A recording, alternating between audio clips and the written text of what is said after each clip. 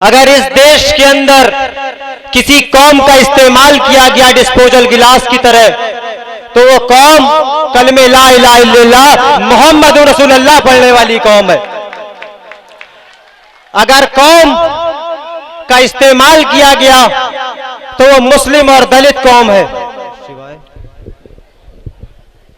यहां पर उपस्थित मेरे बड़े भाई, मेरे बड़े बुजुर्ग, मेरी इज्जतदार माँ और बहनों, अस्सलाम वालेकुम रहमतुल्लाहि व बरकातुहू। जमी के नीचे से खंडर जरूर निकलेगा, हमारे नाम का पत्थर भी जरूर निकलेगा। जमीने हिंद की तह को कुरेद कर देखो, तुम्हारे बुजुर्गों का सर भी जरूर निकलेगा। हमारा पार्टी है, हमारे लोग हैं। पार्टी का काम शोषित और वंचित समाज के लिए काम करना है। यहां पर तशरीफ फरमा शोषित और वंचित समाज के लोग, आप सभी को यह बताना चाहता हूं कि शोषित और वंचित वो हैं जिसका इस्तेमाल किया गया, जिसका इस्तेसाल किया गया। अगर इस देश के अंदर किसी कौम का इस्तेमाल किया गया डिस्पोजल गिलास की तरह, तो वो कौम कलमे ला इलाहा इल्लल्लाह मोहम्मद रसूलुल्लाह पढ़ने वाली कौम है। अगर कौम का इस्तेमाल किया गया तो वो मुस्लिम और दलित कौम है।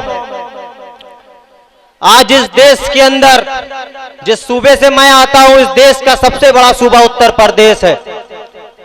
आजादी के बाद दिसंबर के महीने में 1947 को लखनऊ के रफायाम क्लब में एक कन्वेंशन बुलाया गया, जिसकी सदारत मौलाना अबुल कलाम आजाद साहब ने की।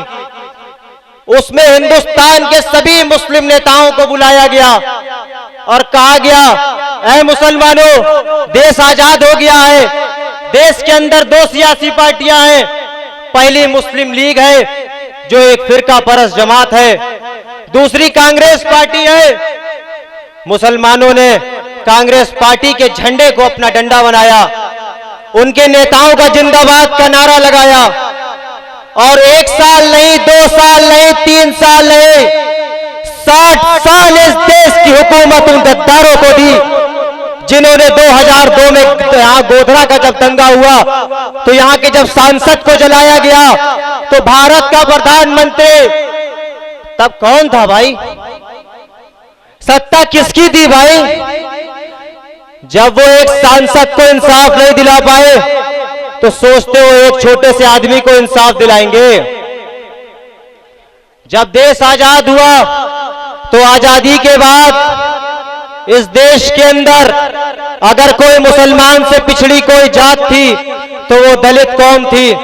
दलितों के गले में मटकी बांधी गई कि वो जमीन पर थूके नहीं, वरना धरती नापाक हो जाएगी। उनकी कमर में झाड़ू बांधी गई कि वो रोड पे चले नहीं, वरना धरती गंदी हो जाएगी।